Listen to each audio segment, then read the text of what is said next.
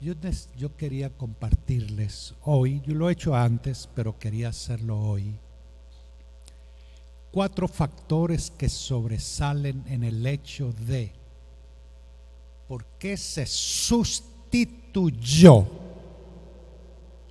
el día del Eterno, el Shabbat, y se sustituyó por el domingo. Y usted lo sabe muy bien. Tuvo lugar no de un momento a otro, sino fue gradual. Durante el 2º al 4º siglo de nuestra historia. Empezó en las iglesias cristianas de Roma, esparciéndose gradualmente por todas las demás. Los dirigentes de la iglesia tuvieron el apoyo del emperador Constantino, emperador romano, quien decretó el domingo como el día de reposo, y era un crimen civil para todos aquellos que no estuviesen dispuestos a cambiar para adorar en domingo. Entonces, los dirigentes de la iglesia no hicieron este cambio por un motivo siniestro o por rebeldía contra Dios, sino por no haber comprendido la naturaleza de la autoridad que Yeshua les había dado. Déjenme darles unas citas para el cambio del sábado al domingo. El Catecismo Tridentino del Concilio Tridentino, en la página 467, dice: agradó a la iglesia de Dios cambiar el culto y celebración del día del sábado por el día domingo. El Código de Justiniano, en el párrafo 2, dice: la ley dada por Constantino el 7 de marzo del año 321 de la era, después de la era común, relata el día de descanso. Era como sigue, dice: descansen todos los jueces, la plebe de las ciudades y los oficios de todas las artes el venerable día del sol. Descansen el venerable día del sol, pero trabajen libre y lícitamente en las faenas agrícolas, los establecidos en los campos, pues acontece con frecuencia que en ningún otro día se echa el grano a los surcos y se plantan vides en los hoyos más convenientemente, a fin de que con ocasión del momento no se pierda el beneficio concedido por la celestial providencia.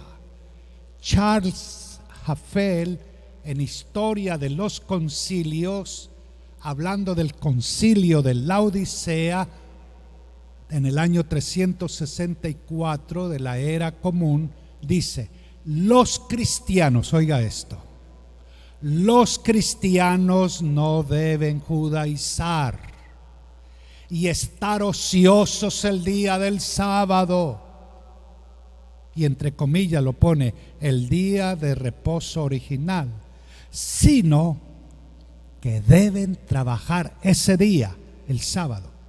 Deben honrar en una forma especial el día del Señor, que ahora es el día domingo. Como cristianos, dice el concilio de Laodicea, hasta donde esté a su alcance, no deben trabajar en ese día, el día domingo. Con todo, si se les encuentra judaizando, se les separará de Cristo. Esa es la historia de los concilios. Ahora, el arzobispo Eusebio dice, escribiendo en el año 330, declaró: todas las cosas que eran permisibles para hacer en el día del sábado, las hemos transferido para el día del Señor. Oiga qué atorrantes. Es el comentario al Salmo 91, publicado en Migné, en la Patrología Griega, tomo 23. Peter German, en la doctrina del catolicismo, de la conversión al catolicismo, en este catecismo, ¿cuál es el día del reposo? En la página 50.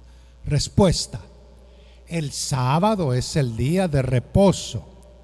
Pregunta: ¿por qué observamos el domingo en lugar del sábado? Respuesta: observamos el domingo en lugar del sábado. ¿Por qué? Porque la Iglesia Católica transfirió la solemnidad del sábado al domingo.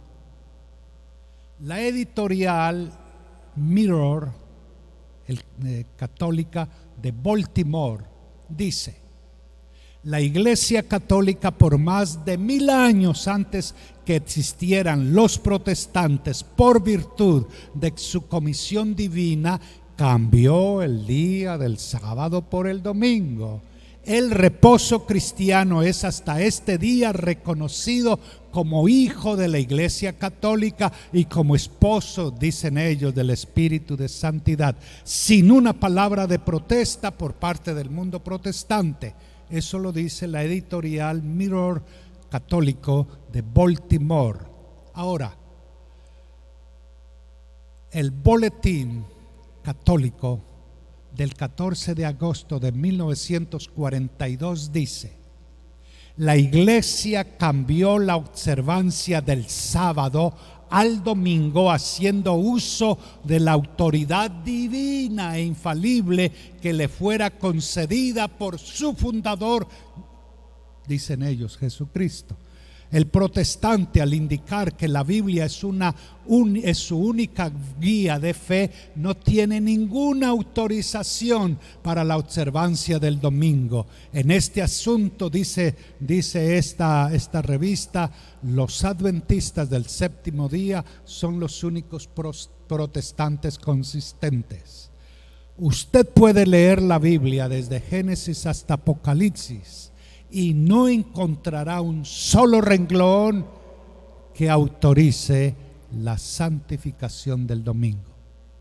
Las Escrituras ponen en vigor la observancia religiosa del sábado. Entonces, la función de santificar la Iglesia, dice en el año 1247, el domingo y las demás fiestas de precepto, los fieles tienen obligación de participar en la misa y se abstendrán, además de aquellos trabajos y actividades que impidan dar culto a Dios, gozar de la alegría propia del día del Señor o disfrutar del debido descanso de la mente y del cuerpo. Por lo tanto, puede leer la Biblia de Génesis a Apocalipsis y no encontrará, y eso no lo puede leer en Admisiones Sinceras Católicas, y no encontrará una sola línea que autorice la santificación del domingo. Eso se puede ver, La fe de nuestros padres,